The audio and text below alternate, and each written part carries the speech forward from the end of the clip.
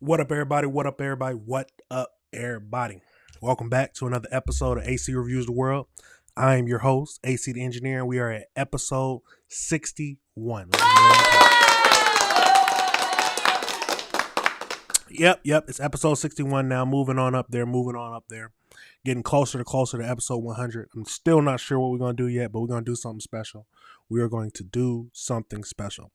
We got a lot of things to talk about today, As you know, the hurricane has hit, so the death toll has risen. So we're going to get into that.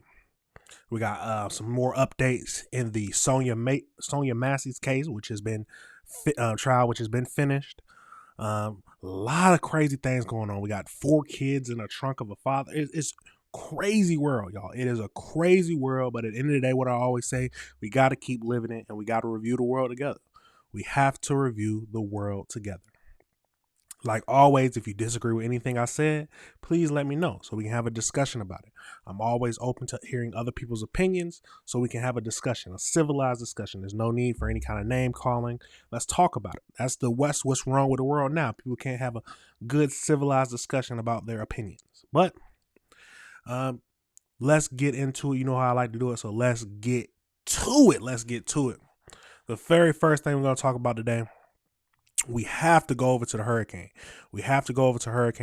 So let me move that out of the way. So more than 30 people have died after Hurricane Melissa. So we got a few videos to look at, 3 videos in total. One of them is a drone footage just showing some of the devastation. But let's get over into it. Let's see what we can learn from this situation. At the end of the day, we just got to pray for everybody who's going through a terrible time, because natural disasters are unstoppable. But it's something we have to deal with because we're on this world.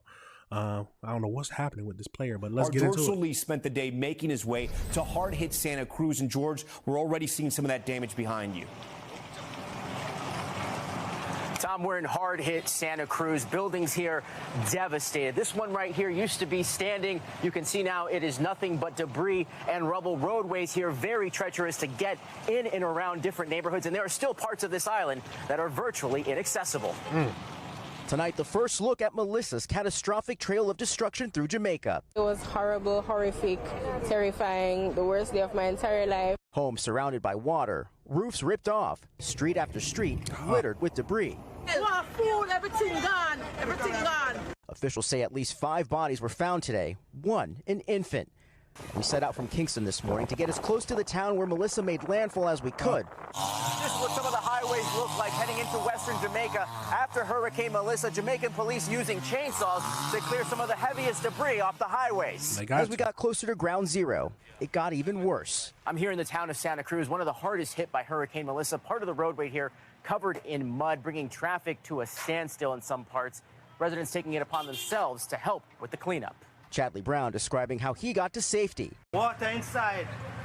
We up here, so you have to swim. Yeah. You had to swim. Yeah. But as we got on the road again, a sudden stop.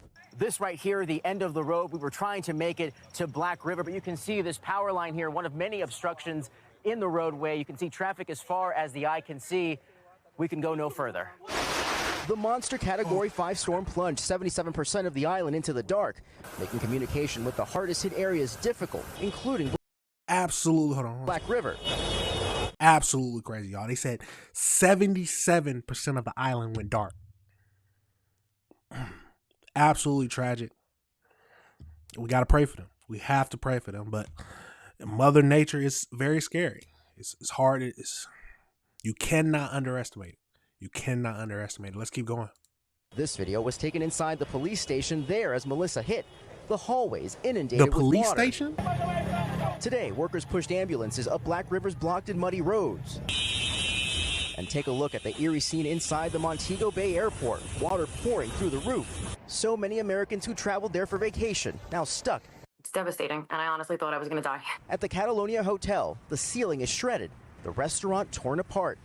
David Watkins is stranded with his wife and 2 young sons in Montego Bay. Right now, we're just in survival mode, trying to find a way out. Tom just spoke with hotel owner Houston Moncure, who sheltered in a bathtub with his wife and infant son. That had to be incredibly scary as a new father. I didn't know what it was going to be like for him. My wife and I just did our best to stay calm. Meanwhile, in Haiti, Melissa's devastating impact coming into focus. The death toll there now 23. And Hurricane Melissa is still barreling through the Caribbean, making a second landfall in Cuba early this morning as a Category 3, causing dangerous flash floods and reducing homes to rubble. It was hell all night, this man says. It will take a long time to recover.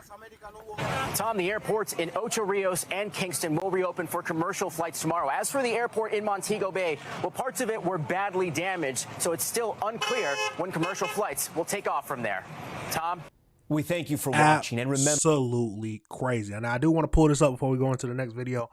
If you go to the National Hurricane Center website, it tells you. So like in the Atlantic, you got see Melissa.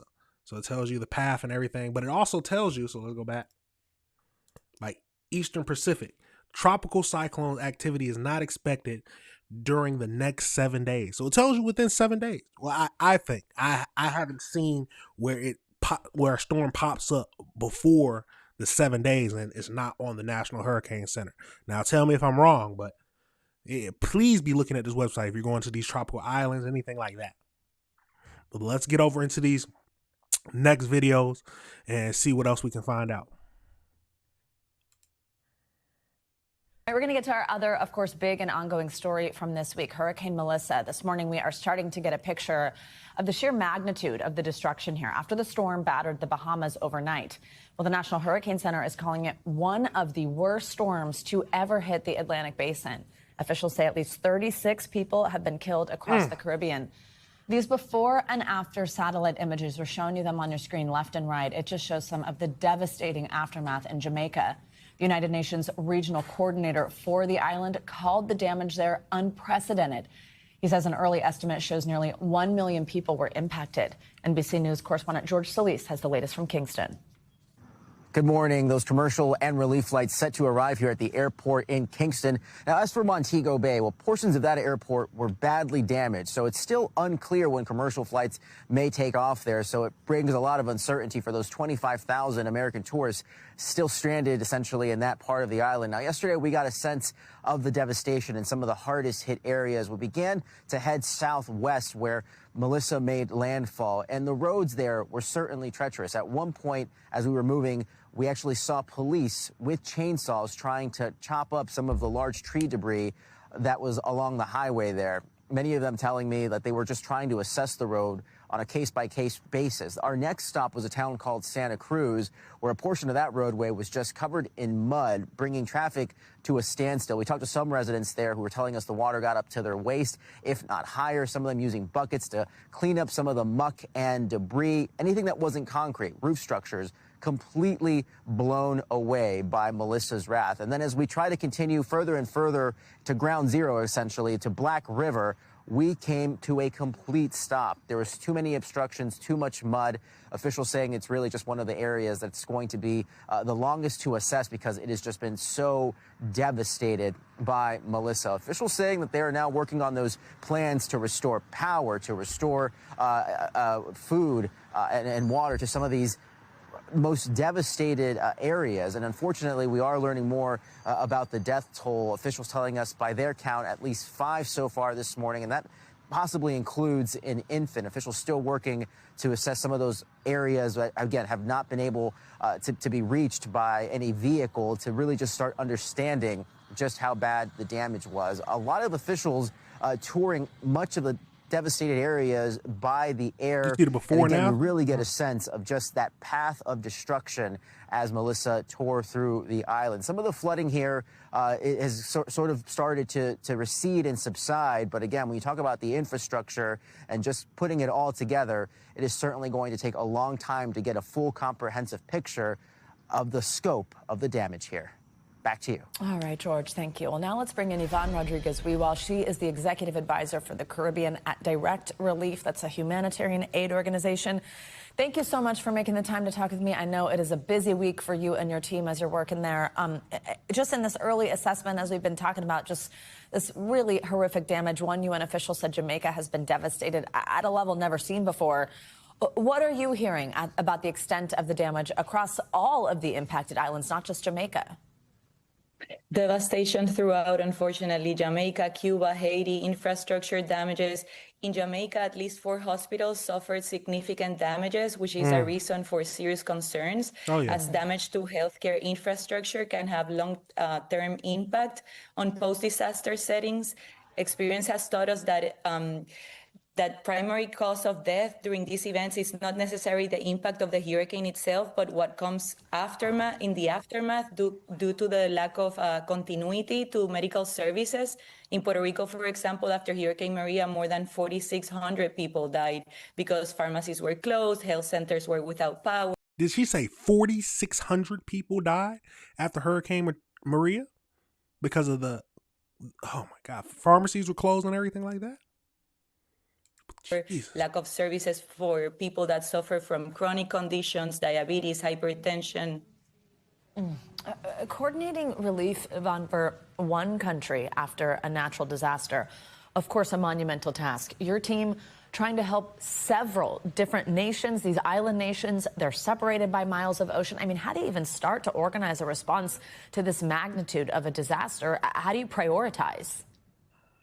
Yes, one of the biggest challenges right now is logistics, as you're saying, ensuring that essential medical supplies and equipment reach the hardest hit areas as quickly as possible, especially where infrastructure and power remain compromised. Our team is also navigating limited local transport capacity, communication disruptions, and the need to coordinate with multiple partners at the same time to avoid also duplication of aid, right? And make sure aid goes where it needs to go first. So at the moment, Direct Relief has allocated $250,000 to support in emergency operations and logistics, and we have more than $60 million in aid ready to be deployed, ensuring that essential medications, medicines, and supplies reach those that are in need the most. The storm also knocked out power, right, to hundreds of thousands of people. And then we've got the major roadways flooded or blocked with debris. All of that makes it difficult to reach some of these hardest hit areas. What are some of the biggest challenges that your team is facing trying to get help and supplies to the people who need it? Yeah, like I said before, the challenges right now are basically the logistics, right? And trying to get these essential medicines and supplies, to the hardest hit areas as quickly as possible. We are in constant communication with the Ministry of Health in Jamaica. Right now, we already shipped 100 medical backpacks filled with first aid items for triage care for emergency responders. And we already sent a shipment with 250 requested medical personal care kits that includes hygiene kits for displaced people. So we're in constant communication with the Ministry of Health in Jamaica. We have been for the past couple of years investing in emergency preparedness projects such as solar power for medical warehouses, generators for health centers, and as we have been told, these generators have been working. So that's a little bit of a good news right there. For people watching at home, what can they do to help? So, yeah, Direct Relief is privately funded, so we depend on donations from individuals, private companies to continue our work. People can go to our website, directrelief.org, for more information on that.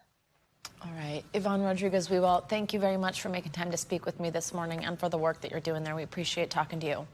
Absolutely crazy. Absolutely crazy. Now, let's get over into one quick stat. So let's get over into this. Let me zoom in so everybody can see it. So we can all. So as of Friday, October 31st, at least 59 people have died as a result of Hurricane Melissa across the Caribbean. Through a total death toll is expected to rise as search and rescue continues. So we got Haiti, 29 or 30 people have been confirmed.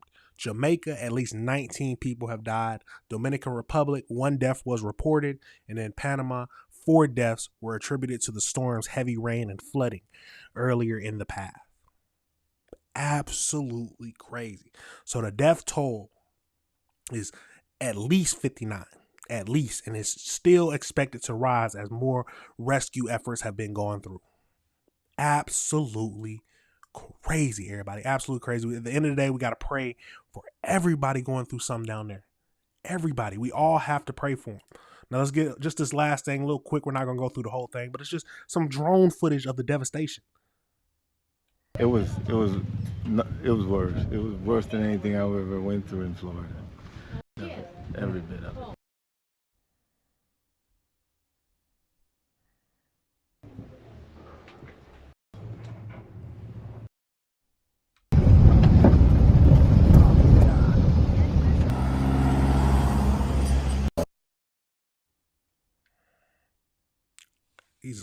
His foot's messed up.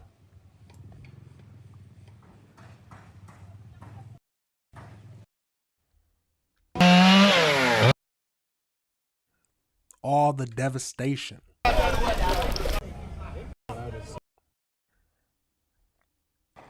People have to come together.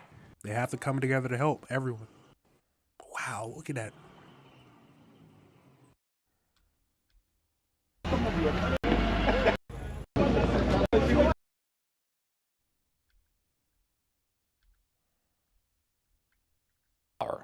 Jackery has two powerful options, the HP 3000 and the HP 3600 Plus, both designed for understandable reacting to 25,000. According to the site, man, it was supposed to. According to the weatherman, it was supposed to turn in the center part of the island. So I figured, well, we're on the west side, it wouldn't be that bad. But it moved. It came west, more and more west, and I thought, uh-oh, we're in trouble. You know, so we probably ended up in the worst part of it. I figured Black River probably got the worst, which is actually where I grew up. Absolutely crazy, everybody. Absolutely crazy.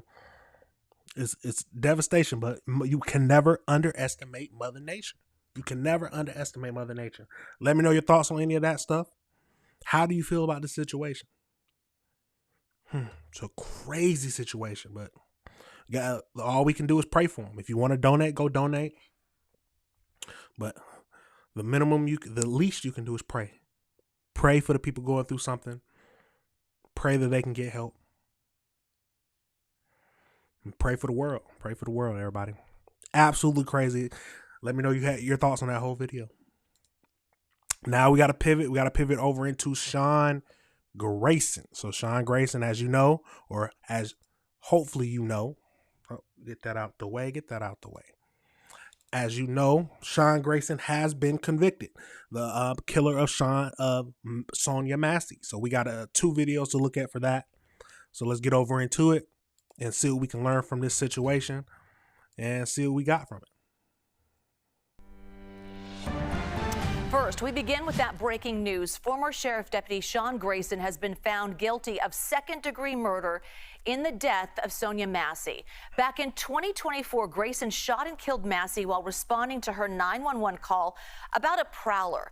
Now, Grayson says he shot Massey in self-defense, fearing she would throw a pot of boiling water at him. But prosecutors say Grayson could have left Massey's home rather than shooting and killing her. We want to show you body cam footage of that interaction, which may be disturbing to some viewers. Now, I'm not going to stop it too much, but I said that exact same thing. The only thing I can say is what I would do. I don't have training of a police or anything like that. But if someone's going through a mental health crisis or something like that, at the end of the day, if I feel like she's going to throw boiling water on me and I didn't come there and the only threat is her throwing boiling water, I would just back away. I don't think I would shoot her, but some people disagree. But at the end of the day, the jury found him guilty. Let's keep going. Where you going? Away from your hot steaming water. Away from my hot steaming water? Yeah. Oh, I rebuke you in the name of Jesus. I rebuke you in the name of Jesus. I swear to God, shoot you right in your face. Okay, I'm sorry. Drop the pot! All right, we want to go live to Jerika Duncan outside of the courthouse in Peoria, Illinois. Jerika, you were there when the verdict was read. What was the reaction in the courtroom? It was emotional inside that courtroom. You could see tears from both the Massey family as well as Grayson's family when that verdict was read guilty on the second-degree murder charge. Now, of course, Grayson was facing a first-degree murder charge, which could have had him in prison for the rest of his life. With this second degree murder charge. He's facing, we're told, anywhere from 4 to 20 years behind bars, but there are things that still obviously need to be worked out at sentencing, which as of right now is January 29th of next year in Sangamon County, not here in Peoria County. But I can tell you that as I looked at Grayson's face, he was pretty stoic. He was looking straight at the judge. After the bailiffs came and they handcuffed him, he was looking for his family, or what appeared to be him looking for his family. His family had already left the courtroom, but there was clearly a moment where the judge thanks the jury, understanding that the video that they looked at twice in this trial was very graphic, very disturbing. He thanked them for their service, and everyone sort of went out on their way. But the process in of itself took about 5 minutes. The jurors came in, they announced the verdict, and that was it. So let's back that up just a tad bit. So second degree murder, if you're not aware, is unlawful killing done with malice as forethought, but without premeditation or deliberation, meaning there was no prior planning. So I can see that. I can see that. First degree, you have to plan it. You was premeditating to kill her. I don't see him premeditating to kill her. I don't. But they ended up going with second degree murder. So let's keep going. Everyone sort of first came in, they announced the verdict, and that was it. It's my understanding they deliberated for a total of 6 hours and then came up with this verdict. Have you heard from Sonia Massey's family? So Sonia Massey's family, when I spoke to them before, they said, you know, the best they were hoping for, at least one of the family members said, was that first degree murder conviction. They understood that second degree murder was on the table, but of course they did not want Grayson to be acquitted on all charges. So they said they had mixed feelings going in. I have not gotten a chance to speak to them just yet. We ran right outside of this courthouse to set up to obviously bring you this breaking news. But I can tell you, having met with this family almost a year ago, that it's been very challenging for them. It's something that they can't shake. You know, they will always sort of be attached to this graphic video that has been seen around the world. I was listening to Sonia Massey's, I think she's 16. I know she said she's in the 10th grade, 15 or 16-year-old daughter, just speak about how much she missed her mom and how her life has changed drastically as a result because she's the girl who, oh, your mom was killed by that police officer. So I think the family, I can't imagine what they've been through. And then when I think about Sean Grayson's family, I was actually sitting behind them yesterday for closing arguments, and it was clear that they've been torn apart by this too. When the defense was talking about how Sean Grayson was justified in what he did and he followed policy by the Sangamon County Sheriff's Office, you could see family members of his looking at the jurors kind of in that direction and shaking their head, almost to say, yes, you see, like he did what he was supposed to do. He didn't do anything wrong. When the defense attorney mentioned that it was Sonia Massey who sort of escalated the situation, were the words that the defense attorney used, you could see again Grayson's family shaking their head like, yes, if there wasn't a pot involved, and I guess in their opinion their family member Sean Grayson did not feel threatened, none of this would have happened. But of course the prosecution sees this completely different and said that this has to do with someone who, in the words of the prosecutor, was a bully, they said, who didn't like not being in control and did not respond the way that he should have in a case like that. So you have families that have obviously been torn apart by this tragedy. But I mean, it's understandable that Grayson's family would want the best for him. That is his family member. It's understandable. And it's understandable that Sonia Massey's family would want him to get the maximum sentence. This is what families do, but let's keep going. There will be a sentencing, which is the next step in this. We don't know yet if there's any plans to appeal this verdict, which sometimes you see, but there will be a sentencing in January. Jerika Duncan, thank you for your observations. Appreciate it. We want to bring in CBS News senior crime and public safety producer Anna Schechter. Anna, let's talk about this. Grayson not guilty of first-degree murder, but guilty of second-degree murder. So what does that verdict tell you? Well, it tells me that the jury was convinced by Sean Grayson's testimony on the stand that he felt threatened by that pot of boiling water, that they thought that was a mitigating factor. We all watched that body cam footage. We all saw him pull the trigger and shoot her and cause her death. But the question at hand was there a reasonable impression on his part that he was in danger. And so to me, this second-degree murder charge with a sentencing guideline that caps at 20 years instead of that life, to me, this means that the jury was convinced that he did feel threatened and convinced enough that they brought that charge down to the second-degree murder. Grayson testified, as you mentioned. Do you think that helped him? I do think that it helped him. I think that the body camera video was so damning. It was actually, it shocked the entire country. That video went viral. Oh, yeah. Even outside of this country. It ripped apart the community. It caused new training to be implemented at the Sangamon County Sheriff's Office, a bill that was signed into law in Illinois. So that was all in the prosecution's favor. So him taking the stand and testifying to his state of mind, even if he didn't do a perfect job, at one point he started talking about using a taser, and he thought that the taser darts might not get through her clothing, and that's why he fired the gun.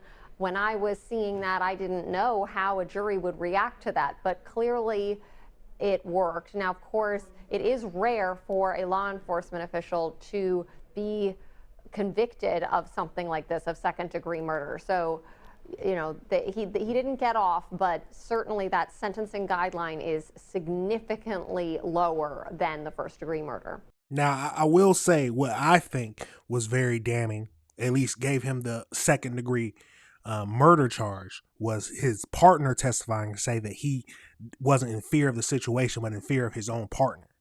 That would have, yeah, okay. So the situation wasn't that dire to where they felt like he should have taken her life. But absolutely crazy, y'all. We're going to pivot over into, it looks like her father was talking. So let's get over into that and see what we can hear from him. An Illinois sheriff's deputy who was charged with first-degree murder in the 2024 shooting of Sonia Massey was convicted today, but only of murder in the second degree, disappointing her supporters, including her father, who calls Pine Bluff home. Our Daniela DeHogany spoke with him after the verdict was announced today, and she joins us now with more. Daniela. Chris, the jury began deliberating Tuesday after a week of testimony. They were shown the disturbing footage of Sonia's killing and how her call for help led to the deadly confrontation inside her home last July. Tonight, her father tells me his family has received only partial justice in the case. On July the 6th of 2024, 36-year-old Sonia Massey called 911 concerned someone was lurking outside her Springfield, Illinois home. Deputies, including Sean Grayson, responded and found no threat outside, but inside her kitchen, the situation quickly escalated. According to body camera footage and testimony, Grayson saw a pot of boiling water on the stove and ordered Massey to move away. Moments later, Massey shouted, "I rebuke you in the name of Jesus." I rebuke you in the name of Jesus. Grayson drew his weapon, threatening to shoot her in the face, and when she ducked behind the counter, he fired 3 times, striking her in the head. During the trial, Grayson's partner testified that Massey never posed a threat and that the deputy's actions were sudden and unprovoked. Today, the jury agreed, but they convicted Grayson only of second-degree murder. We spoke with Sonia Massey's father following that verdict. Was justice served today? We got partial justice, Danielle. We didn't get complete justice.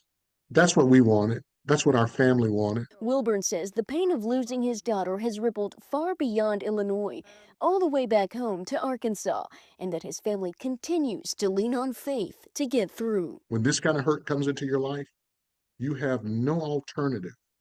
You can do nothing but lean and depend. Wilburn says while Grayson's family can still visit him in prison, his own family can only visit a grave. At some point, Sean Grayson's family can go and see him.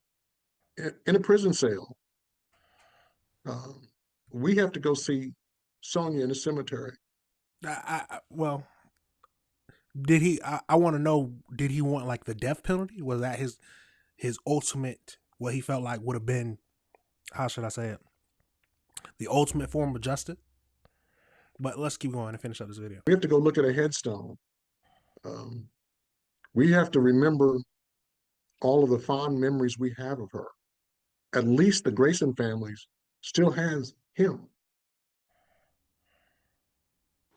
Jurors deliberated for several hours before finding Grayson guilty of second-degree murder, carrying a sentence of 4 to 20 years. He'll be sentenced on January the 29th at 9 a.m. in Sangamon County. On her side, I'm Daniela DeHogany. Absolutely crazy. Yeah, 4 to 20 years. That is what they're going to deliberate about, or what the judge is going to give him a sentence between 4 and 20 years. Now, I feel like if he gets 4 years, it's going to be some problems. It's going to be some riots. But I truly don't think they're going to give him 20 years for this. I don't. They might give him 10. They might give him 10 years. But let me know your thoughts, y'all. How much time do you think he'll get between 4 and 20 years? Or do you think he's going to get the minimum? Do you think he's going to get the minimum? Absolutely crazy. But that part, we just got to wait until January, and then we'll find out what he gets convicted of. Absolutely crazy, y'all. Absolutely crazy. Now we're going to pivot over into, we got to go to Houston. Kenneth Cuttings Jr. I know you don't know who that is, but a year ago he went missing, and then his body, I think a week later, was found in the Hudson Bayou.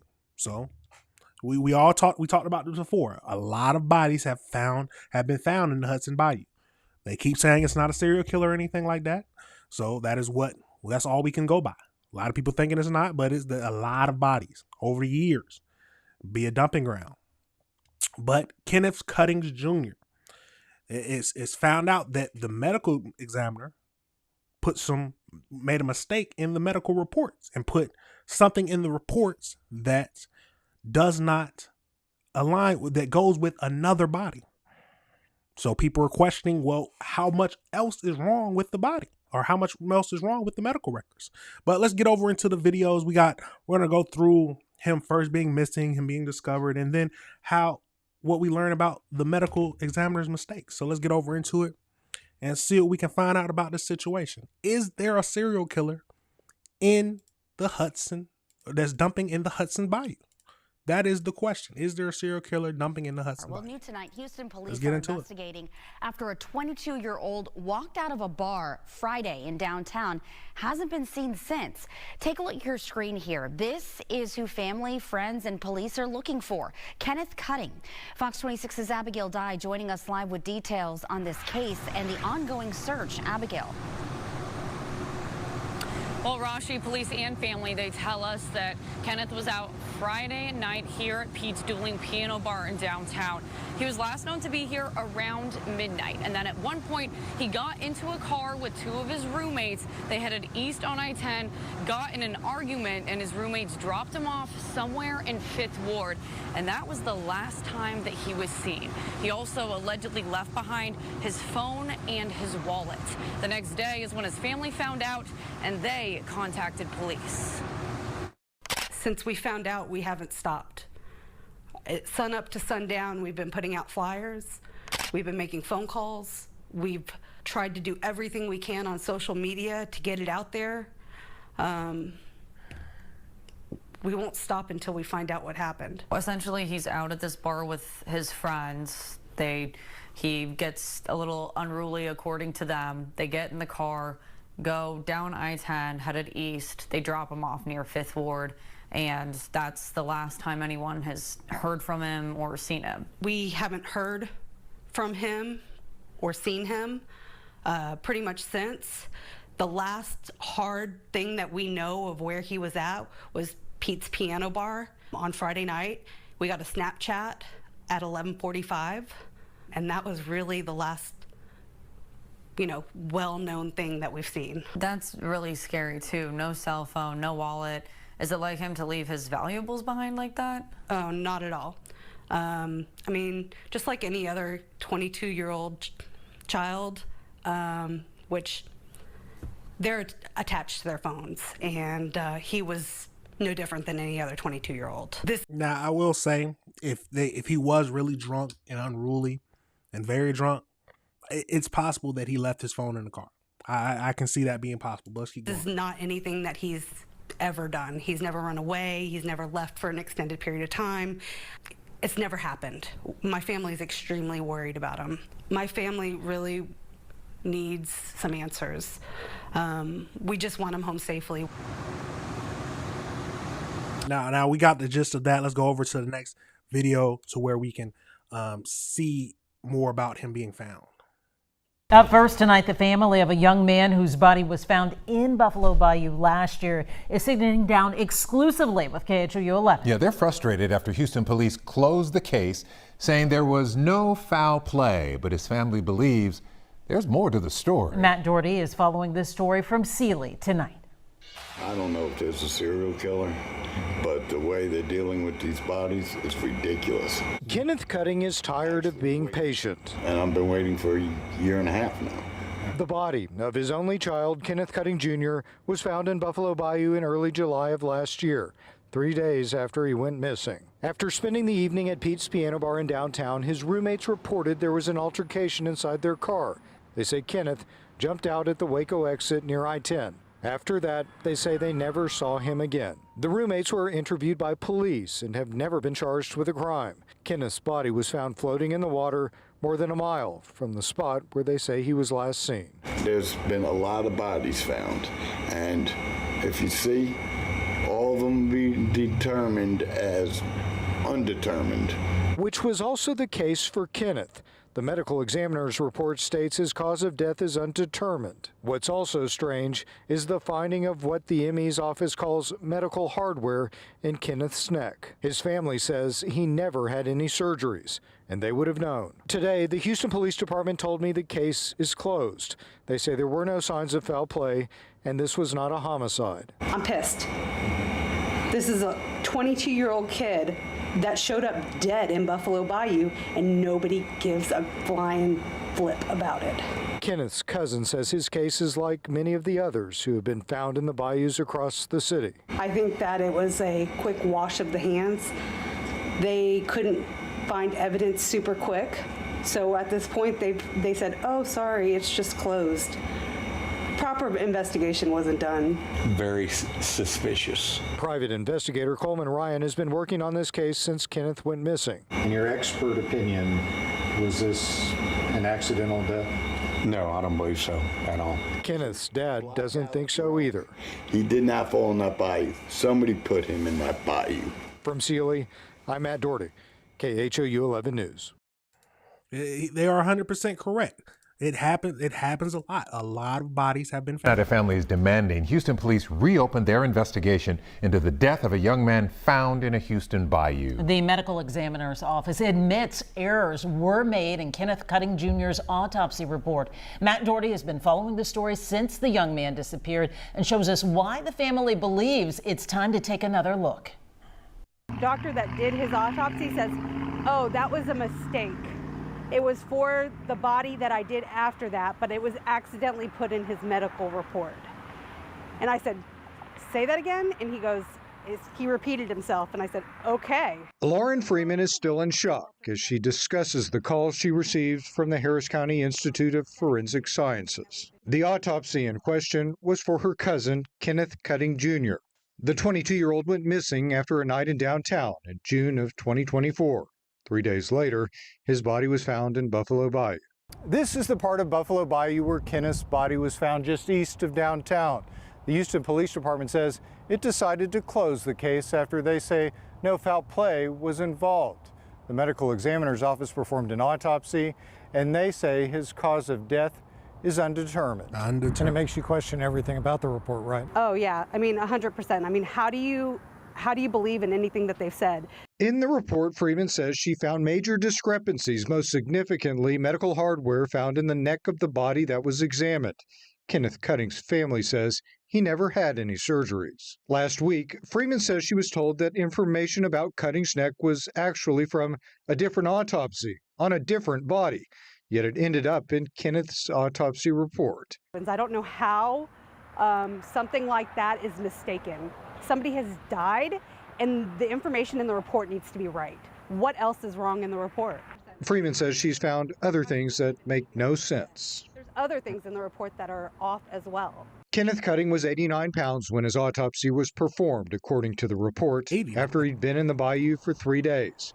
But Freeman says he weighed 125 pounds when he went missing. The report also says his body measured 4 feet 8 inches long. His family says Kenneth was 5'4". I'm furious. I am. Can you shrink that much? Can you shrink that much? Let's keep going. Livid. I don't know how a mistake of this nature happens. In response to our questions, HCIFS sent us this statement. Quote, "This was a clerical error that had no impact on the findings or the cause and manner of death. The error occurred during the report editing process after the post-mortem exam was already completed. The pathological findings and conclusions in the report are correct and supported by the forensic pathologist's notes, x-rays, and over 50 photographs taken during autopsy. The forensic pathologist communicated the error to the family in an effort to maintain transparency." But Lauren Freeman worries what other mistakes may have been made without any answers to how Cutting may have died. The cause of death, like many of the people found in Houston's bayous, was never determined. Did the police have the right information to even investigate it correctly? The case needs to be reopened. Now, I can understand why she wants another look at the case. Now, I don't know. They probably need to get another forensic investigator to go through the photos, the x-rays, and all that and give his own findings of what he thinks. Because I don't think they can, the body's already probably been buried or cremated. So the only thing they have to go on is the photos, the x-rays, and all the notes. And he formed his own opinion. They have to have an unbiased person do it. Now, will they do it? I don't know. I don't know if they'll do it or not. But I think that's only right since they did put an error in the report. They put an error in the report. It's obvious that the victim's family would not agree with anything else that happens in there just because you had that error in there. You can say all you want that, oh, well, it's just a clerical error. Everything else is fine. You got to have someone else look over it. But will they do it? Probably not. Really quite something for this family, Matt. What exactly does Lauren say she wants to see happen? Well, not only does she say she wants the case reopened, like you just heard, she also wants police to perform a deeper investigation. She says she wants all that geolocation data from his cell phone from the time spent downtown. She wants all of that pulled, as well as all the video that may be left from all of those security cameras in downtown. That's a good question. She's hopeful that might lead them to some answers. Lynn and Mia. I would hope that they already looked at all the security footage downtown, because if there's a lot of security footage, they could track his movements. Oh, when he got out, okay, here's him spotted somewhere. But the geolocation, they said he left his phone, so I don't think that matters or anything like that. But yeah, I think they should. If they didn't already look at that, they should have. Because that, along with everything else, they could see. I don't know what they could find, but you should look at it.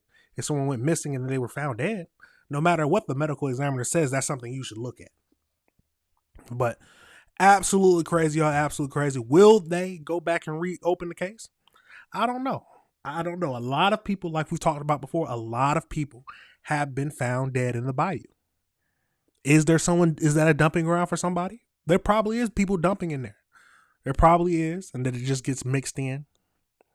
But the majority of the bodies found have all been said as undetermined. That's the cause of death, undetermined. So they don't know if it is somebody, they don't know if it isn't. It's just undetermined. Absolutely crazy, y'all. Let me know your thoughts. Let me know if you disagree with anything I said. It's a crazy world, y'all. We got to review the world together. We have to review the world together. Absolutely crazy. Now we got to pivot. We got to pivot over into something I wasn't expecting to be seen. So it looks like 4 children were found dead in this father's trunk that was in the garage. crazy world, y'all. We live in a crazy world, but let's get over into it and see what we can find out about from this situation. Let's see what we can find out. We're following breaking news here at noon. A Zebulon man has been arrested after 4 children were found dead inside the trunk of a car inside his garage. This happened at a home on the 100 block of Springtooth Drive. In fact, WRAL's Heidi Kirk rolled up there not too long ago at that scene. Heidi, you've been there for a bit. Kind of take us a look at the scene and explain what we know so far from investigators. Well, Chris, absolutely. We actually just arrived here within the last 10 minutes or so, and it is a very active scene out here. I'm going to be taking this in along with you. I'm going to step out of the way and have my photographer show you what we're seeing out here.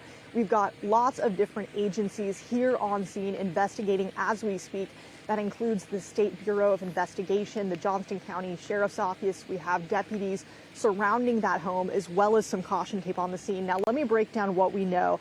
Now, according to the Johnston County Sheriff's Office, that 911 call center received a call from 38-year-old Wellington Dickens, who told 911 operators that he killed his children. Now, when deputies arrived out here, they found a 3-year-old alive inside of the home, and then human remains in the trunk of the car. Just awful. Now, they established that Dickens had killed his 3 biological children. They were 6, 9, and 10 years old, and then an 18-year-old stepchild. Now, they believe the bodies were inside the car for a long time. Now, at this point, Dickens has been charged with 1 count of murder, but more charges are expected, and he is being... You mean to tell me he killed his 4 kids, 3 biological, 1 stepchild, and he called to admit it? Held without bond in the Johnston County Jail. Now, back out here live, you'll see lots of different things going on at this point. Again, we just arrived here on scene. I'm going to be checking in with neighbors just within the next few minutes and seeing if anyone knows anything. But again, just an awful story that we are going to be following extremely closely all day long. Heidi Kirk, WRAL News, live in Zebulon. Absolutely crazy. Let's get over into this next video and see what else we can find out. Breaking and new at noon, the 4 children discovered in the trunk of a car in Johnston County had been murdered at different times. That's according to the Sheriff's Office, which gave an update on the disturbing case this morning. Hello, everyone. Thanks for joining us. I'm Renee Chu. And I'm Chris Lovingood. We appreciate you joining us on this day. On Monday, their own father, Wellington Dickens, called 911 according to investigators and admitted to killing them. Let's bring in Carly Haynes. She is right there. She went to the news conference there today. And Carly, well, deputies, they also explained what they saw in the home once they arrived. Today, deputies said that the home's conditions were unimaginable. They said that there was an odor of decay when they had walked in, and they also said there was evidence of criminal activity inside the home as opposed to by the car where those children were discovered. I want to show you the home where Wellington Dickens III and those children lived. The Sheriff's Office said the children were secluded. They say the 6-year-old child was killed first in May. The 9-year-old was killed in August. The 10-year-old around August or early September. And Dickens' 18-year-old stepson was killed last month. Deputies did not tell us how they died. They said the medical examiner will determine that. And all of them were found in the trunk. Sick. People are sick. Throw the book at them. That's all I can say. Throw the book at them. There's no known motive at this point why Mr. Dickens murdered these children. But as the sheriff, as a father, and as a grandfather, I can stand here and say there's no reason for a father to murder his children. At this time, I'm going to... Now, deputies said family members had called to check on the children in the past, but those calls went unreturned. It's something that the district attorney will look into further as a possible lead here. And the surviving 3-year-old child had a medical evaluation and is uninjured, so DSS will take it from here. Afterwards, we asked the district attorney whether he intends to seek the death penalty. He said no decision has been made at this point. He wants to get through that first court appearance first, which is scheduled for 2 o'clock this afternoon. I can't see any disagreement with that. I can see the death penalty being a possibility. Now, my question is, would he have killed the 3-year-old? He already killed 4 children. Would he have killed the 5th? There's good questions to ask. Good questions to ask. Nothing was wrong with him right now, but he was on a spree. On a spree. They said the latest one was just a month ago. So in a few months, would he have killed the 3-year-old? Absolutely crazy. Let's pivot to the last video. And this is him inside of court. Let's get into it. A man accused of killing 4 of his own children faces new charges. The bodies were discovered in the trunk of a car at a Johnston County home 5 months after the murders. This is a horrific story. New in the last few hours, Wellington Dickens III appeared in court for the first time. He was denied bond and charged with 3 additional murders. Thank you for joining us. I'm Gerald Owens. And I'm Ashley Rowe. The children were ages 6, 9, 10, and 18. Officials say their father called 911 and confessed to killing them. We have live team coverage of this tragic case with new reaction and insight into the family at the center of this. Let's begin with WRAL's Sean Gallagher live with new details in the investigation. Sean? Now, let me say something. It's that most likely he confessed because of that guilt. Might have been that guilt. He might have not killed. He might have not have killed would have gone to kill the 3-year-old. He probably just felt guilty, but that guilt builds up. That's what helps solve a lot of cases. It's the guilt that builds up in something that somebody has done in the past. Let's keep going though. Ashley, we spoke to a family member of Wellington Dickens to learn more about who he is, an Iraq war veteran, a widower, and now an accused murderer in the deaths of his 4 kids. The first matter we have before you, Your Honor, is Wellington Delano Dickens III. Clad in a striped orange jumpsuit, Wellington Dickens heard the serious charges he's facing. At this time, I'm going to order that the defendant be held without bond. Charges the sheriff's office says he's admitted to. Monday night, Johnston County sheriffs say Dickens called 911, admitting he killed his children. Deputies found 4 kids dead inside the trunk of a vehicle in the garage at Dickens' home and believe they were there for a long period of time. According to charging documents, investigators believe the children have been dead since May 1st. Believed to be Dickens' biological children, ages 6, 9, and 10, and his 18-year-old stepchild inside. Dickens' 3-year-old son was found alive inside the home. I haven't really had time to process it. Dickens' great-uncle Charles Moore spoke to WRAL this afternoon, telling us Dickens is an Iraq war vet. He was in the service and he had problems ever since he came back, I think.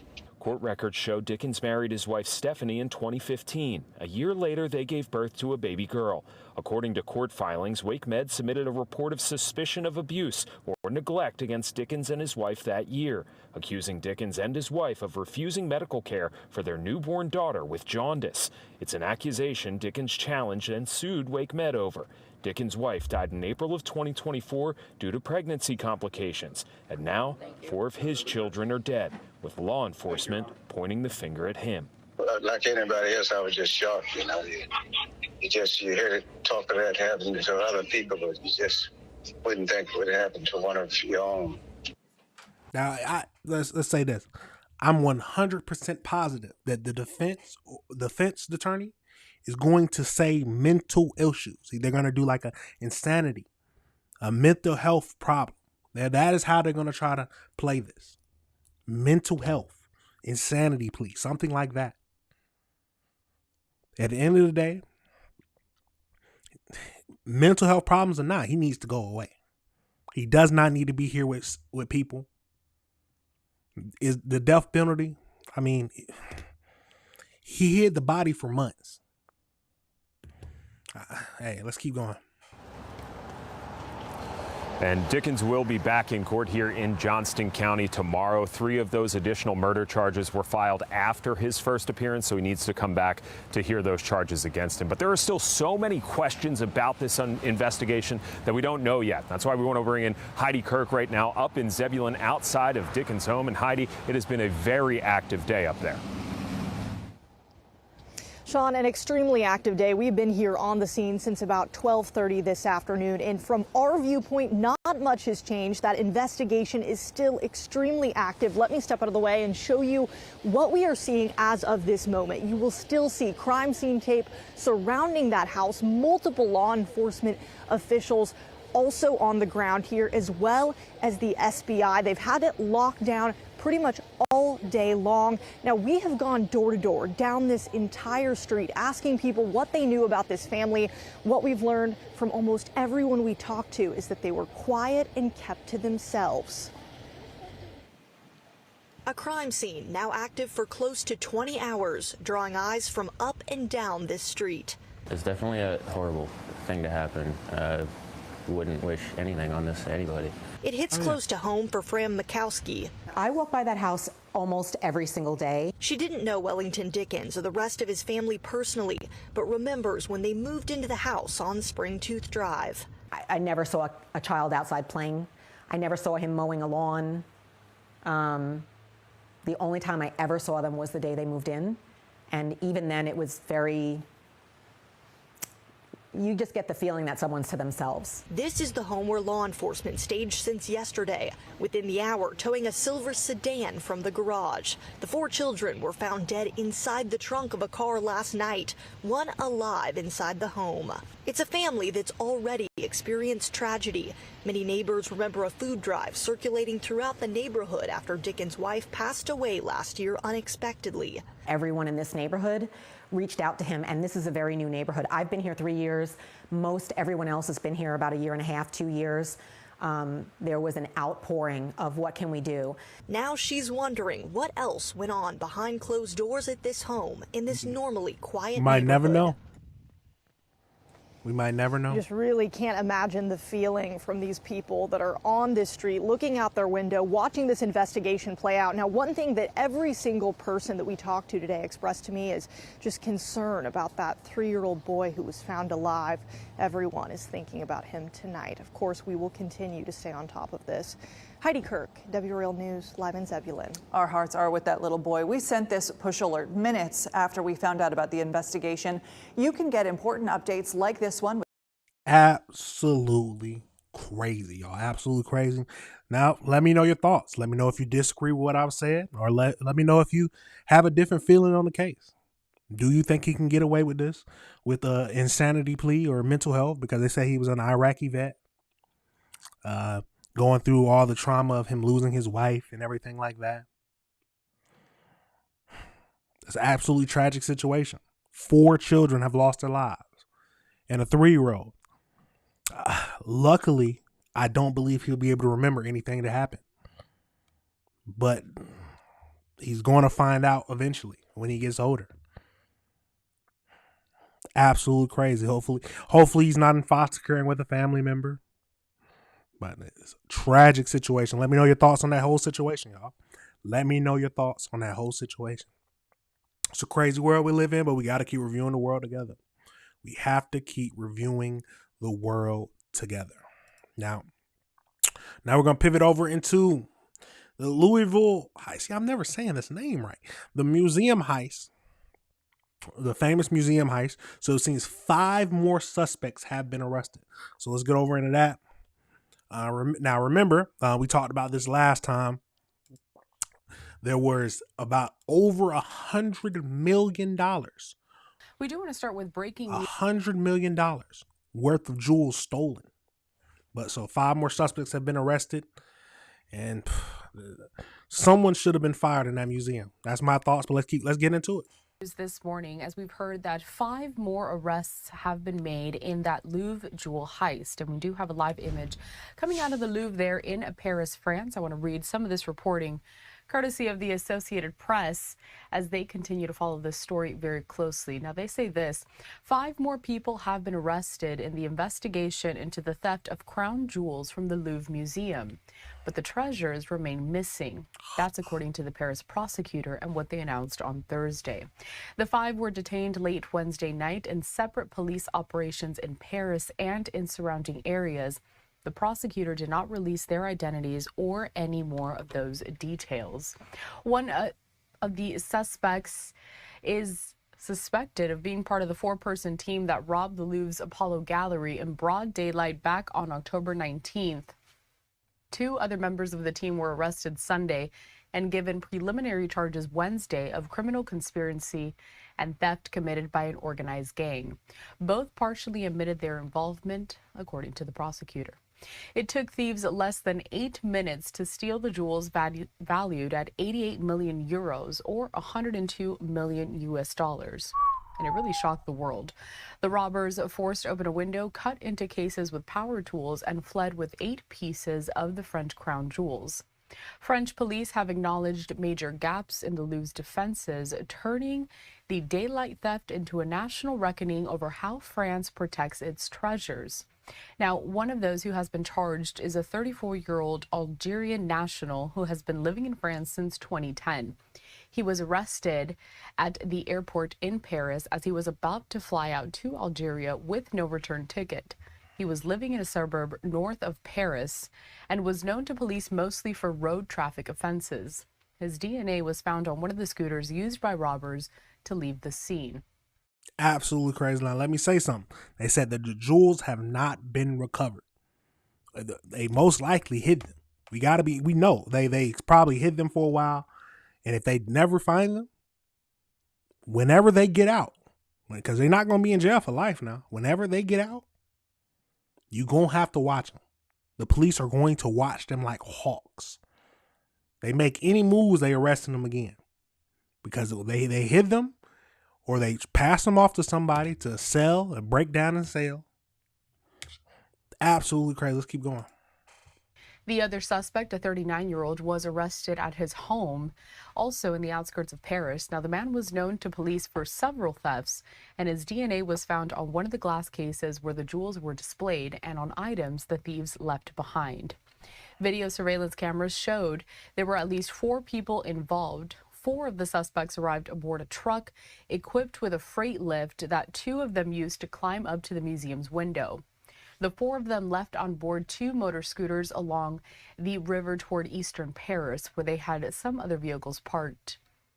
Prosecutors said that nothing suggests that the robbers had accomplices within the museum's staff. Now, she made a plea on Wednesday night to those who have the jewels, saying, quote, "These jewels are now, of course, unsellable. Anyone who buys them would be guilty of concealment of stolen goods. There's still time to give them back." Information about investigations is meant to be secret under French law to avoid compromising police work and to ensure victims' right to privacy. Only the prosecutor can speak publicly about these developments, and violators can be prosecuted. Police and investigators are not supposed to divulge information about arrests or suspects without the prosecutor's approval. Though in high-profile cases, police union officials have leaked partial details. I want to bring us out to the social media post courtesy of the Associated Press as we follow this breaking news update for you, a story that really captivated the world. The AP saying this on X, breaking: 5 more people have been arrested in the investigation into the theft of crown jewels from the Louvre Museum, the Paris prosecutor announces, and the jewels remain missing. Now, again, the prosecutor is asking that whoever has the jewels or knows where those jewels are to please just come forward because, as she put it, they are unsellable. But again, those 5 were detained late Wednesday. Let's be honest. They're not unsellable. They just saying that so they turn themselves in. They break them down. Somebody going to buy them. Somebody will buy them. I don't know if they'll get it back. Hopefully they do, but I truly don't know. I truly don't know. Night in separate police operations in Paris and those surrounding areas. And one is suspected of being part of the 4-person team that robbed the Louvre's Apollo Gallery back on October 19th. 2 other members of the team were arrested Sunday and given preliminary charges Wednesday of criminal conspiracy and theft committed by an organized gang. Both partially admitted their involvement, according to the prosecutor. We're following the story very closely as we also bring you this live image coming out of the Louvre Museum there in Paris, which did open back up a couple of days after that robbery first happened. And as you can see, several tourists are there ready to go inside. Absolutely crazy, y'all. Absolutely crazy. Let's get over into this article. So let's break it down. 5 more suspects have been arrested in connection with the October 19th jewel heist at the Louvre Museum in Paris, according to the Paris prosecutor Laura. Arrest took place on Wednesday, and and in the region of the suburbs of Paris through French authorities have not yet named any suspects. They, speaking on the French radio, RTL, said the stolen jewels have not been recovered, but the police believe that one of the suspects arrested in Wednesday's raid could be a major person of interest due to his DNA being found at the scene of the crime. French police told ABC that one of the suspects arrested Wednesday had already been identified and was under surveillance for several days. The fresh arrest brings it to seven the total number of people detained related to the heist. 2 other people, both men in their 30s from Paris suburbs, were arrested last weekend, French National Police confirmed.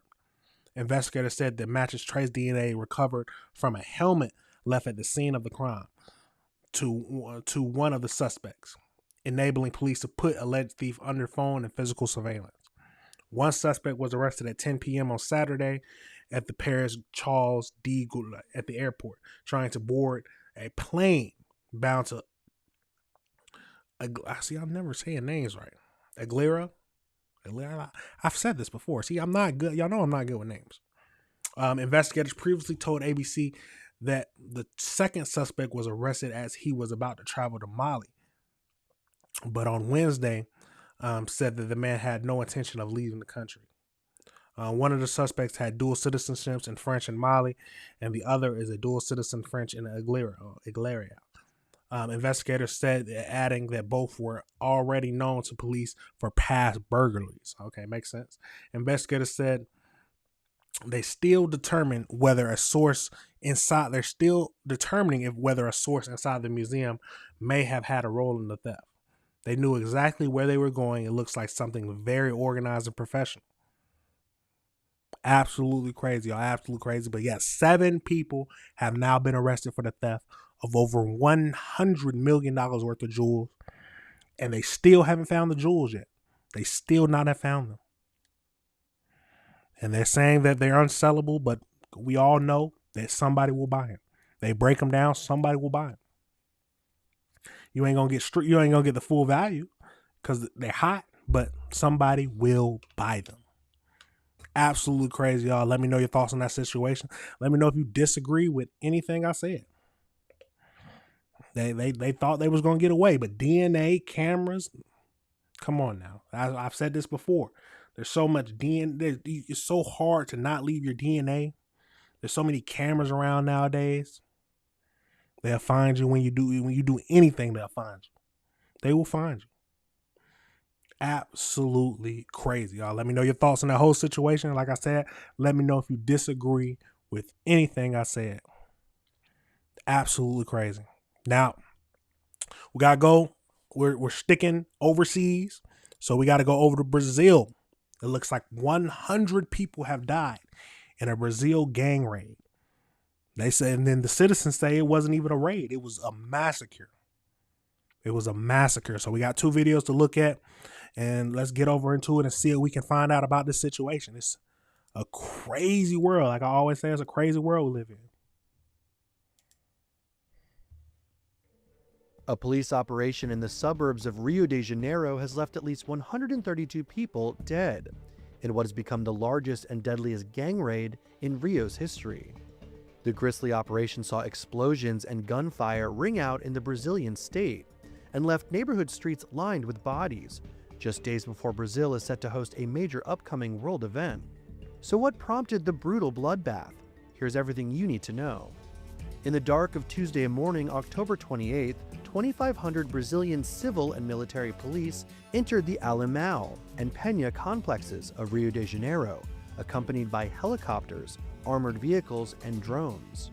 The state of Rio de Janeiro launched the raid, which it labeled Operation Containment, aiming to combat the territorial expansion of the Comando Vermelho, or Red Command, which is one of the country's largest and oldest criminal groups, according to think tank Insight Crime.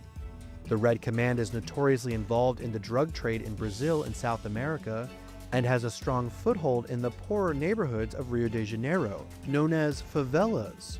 The group has faced repeated targeted clashes with government troops and local militias in the past, who who have aimed to take the favelas under their control. According to the government of Rio, the latest raids in Alemão and Peña have been in the works for over a year.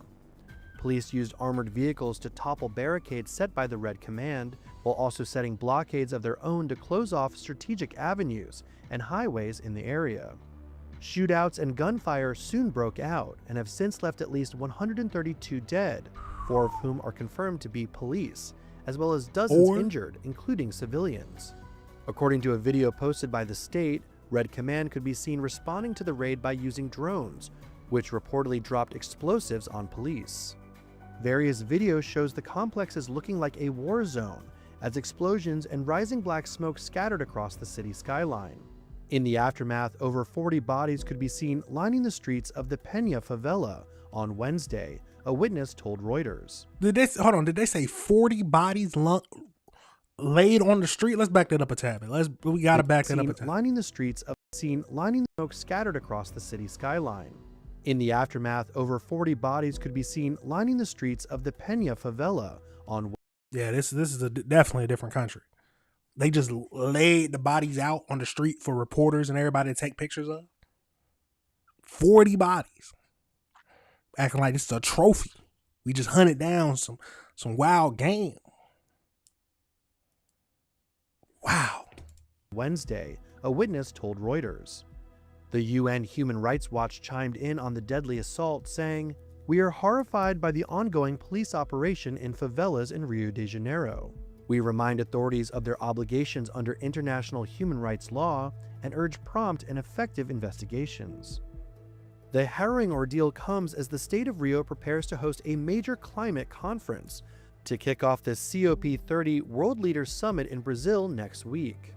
The government has been known to conduct similar operations ahead of hosting major world events. In April of 2014, over 2,000 troops entered the favelas of Rio to conduct a series of, quote, pacification efforts ahead of the country's hosting of the FIFA World Cup. The state of Rio announced that following its raid on October 28th, over 80 criminals have been apprehended, along with over 400 pounds of drugs and dozens of firearms. Absolutely, Krez. Let's get over into this next video. Welcome back. Horrors in Brazil as police conduct a violent raid on what they say was a massive drug operation. Locals say it was a mass execution. Let's go to the New York newsroom where we'll find CBS News correspondent Chanel Call. Chanel, what are we learning about this so far? Well, Muga, this was called Operation Containment, and we know this happened near Rio de Janeiro, and this was a massive police drug bust, and it took place in these low-income neighborhoods. I want to show you exactly where this happened. So let me show you this map that we've pulled up. You can see where Rio is. And it's up here in this northern Peña district where those raids took place overnight on Tuesday.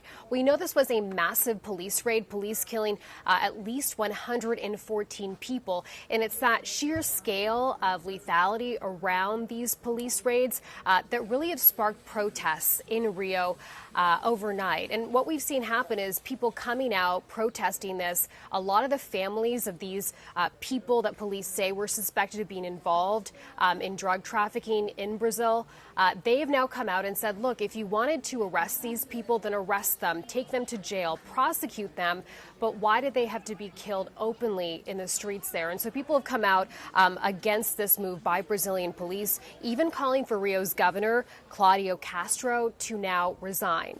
We know that Claudio Castro will have to now provide some more information to the Supreme Court in Brazil. But for its part, the state government has said, look, this operation for the most part was successful. They say they've seized some 90 rifles and more than a ton of drugs, that is. Those were seized during this operation, again, called Operation Containment. And I should mention, Mugo, this sort of scene isn't entirely new to Brazil. We've seen these sort of lethal police raids for decades now in the country. This one, though, completely unprecedented when we look at the scale and the lethality. So they're reporting 115 people died in this operation. Now, a lot of people have problems with the U.S., but I don't know anything in the U.S. with something like this. In a drug raid where they just, instead of taking them into custody, they kill them. 115 people killed. I think 4 of them considered to be 4 of them are officers. At least that's from the last video we talked about. But absolutely crazy. And they say it's not uncommon. This is just this one's a more major, the largest one in most recent years. But they usually do this before they have an event. They want to clean up the city. Absolutely crazy. Y'all let me know your thoughts on this situation. How do you feel about this? And then some of the family members saying, why didn't you just take them into custody? That is good question. Why didn't they take them into custody? Or maybe they were fighting. We don't know. We don't know the situation. It's another country. But we have to look at this. Because why? Because we got to review the world together, y'all. We have to review the world together. And it's a crazy world we live in. It's a crazy world. Let me know if you disagree with anything I said. Let me know how you feel about this situation. Now, we got over 100 people killed in Brazil from this gang raid. But let's go over now. Let's bring it back to home. Let's bring it back home for the last thing. It looks like we have over 170. So 171 child predators arrested in Florida. I believe it's in Florida, but we'll double check to make sure. But let's get over into it and see what we can learn from this situation. Learn from this situation. First at 5, more than 170 people in Hillsborough County are facing charges following an undercover sting operation. The sheriff's office says the suspects are all linked to crimes related to the sexual exploitation of children, and it was a lengthy investigation. Fox 13's Kylie Jones joins us live from the Hillsborough County Sheriff's Office with the details. Kylie. And Haley, 6 children were rescued throughout this months-long operation. Now, these cases ranged from hunting down suspects on the internet to going undercover out on the street. Investigators are going undercover to unmask their suspects. Stop right now! 171 people are facing charges related to the sexual exploitation of children. There were times where we posed as a person trying to purchase sex with a child. There were times as we were advertising that we had the child available for the purchase of sex. The Hillsborough County Sheriff's Office launched Operation Unmasking Predators back in the summer, using undercover investigators online and out on the streets. Being in the adult entertainment industry, hotel motel operations, scouring the internet with a lot of different schemes. Sheriff Chad Chronister highlighted some of the disturbing allegations. Step out, step out, step out. One of those suspects is now former Chamberlain High School JROTC instructor Robert Hess. He agreed to meet our undercover detective, who he thought was a 15-year-old child, and pay $140 to have protected sex. Another arrest stemmed from a tip about 69-year-old Frank Corso. This is what keeps us up at night. This is what movies are made of. When investigators searched his home, they seized his computer. This monster, this demented individual, was in possession of 1 million pornographic images and videos of children. Nah, man, send that man straight to jail. Nah, that's crazy. He had 1 million child. He had photos. 1 million. How do you count 1 million photos? Now they might be exaggerating.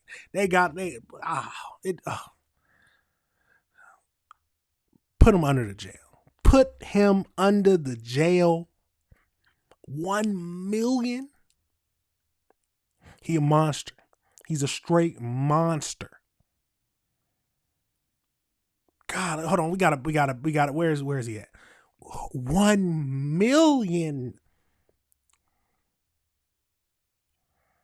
Oh my God. This is. They are everywhere, y'all. They are everywhere. And we got to get rid of them.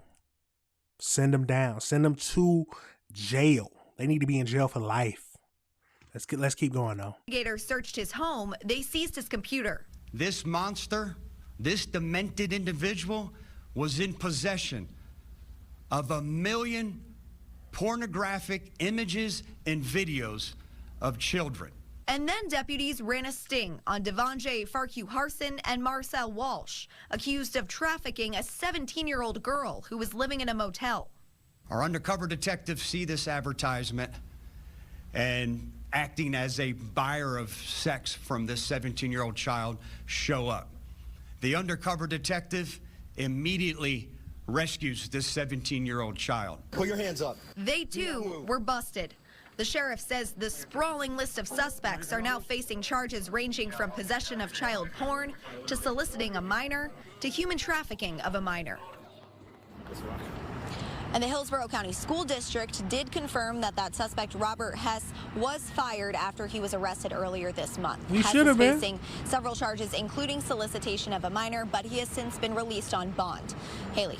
Kylie Jones reporting tonight in Tampa. Kylie, thank you. Absolutely crazy, y'all. Absolutely crazy. Let's get over into this article. It tells us just a little bit more about it. Let's see.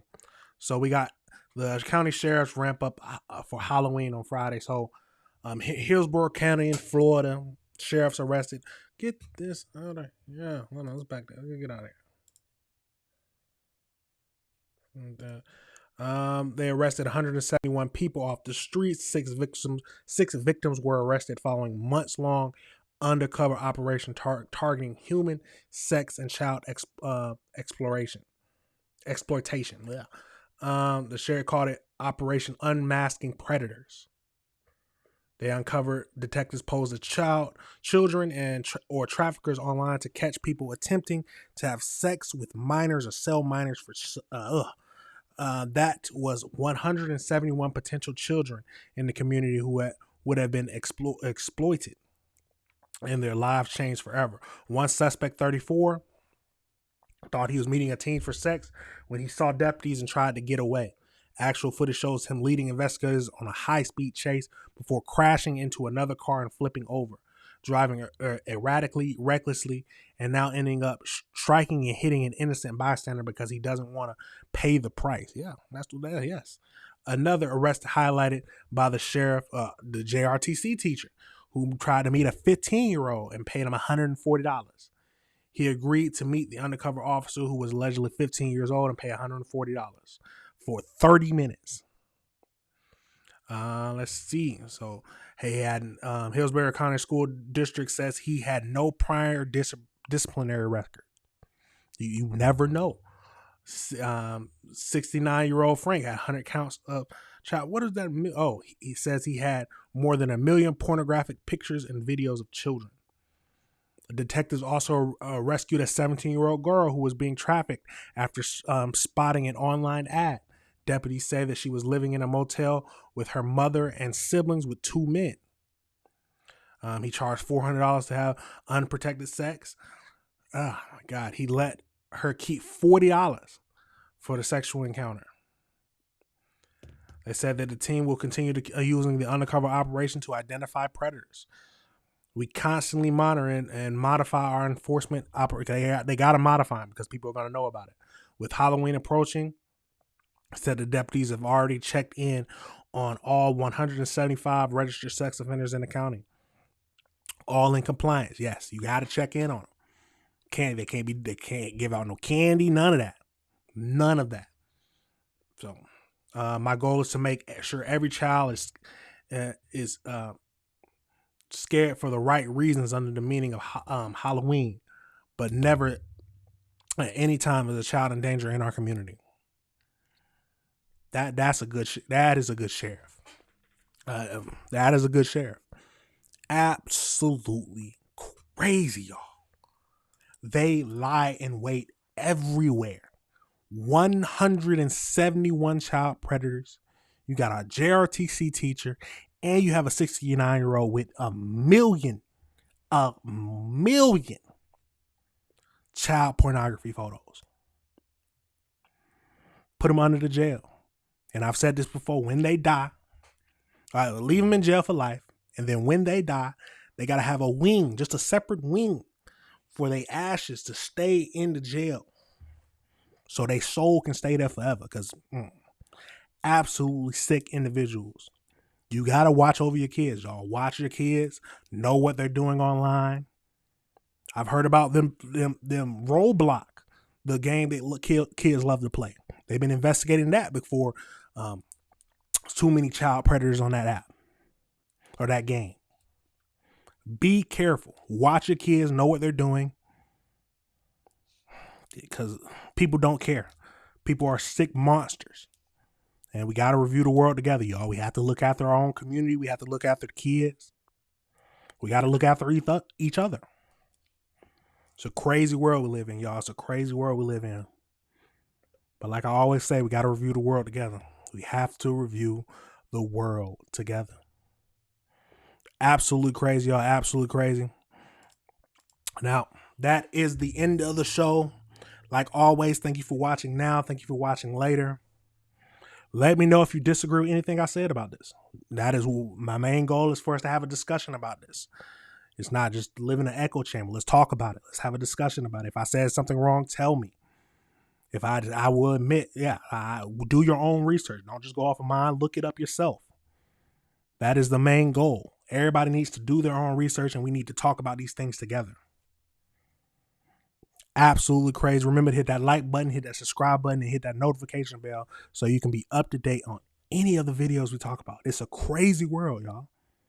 And we got to review the world together. We have to review the world together. You already know I got to play that outro, but that's it for now. I'll see y'all tomorrow back at 8 a.m. Oh, no, it'll be earlier than that. I'll probably be around 7 a.m. 7 a.m. tomorrow. But that's it, y'all.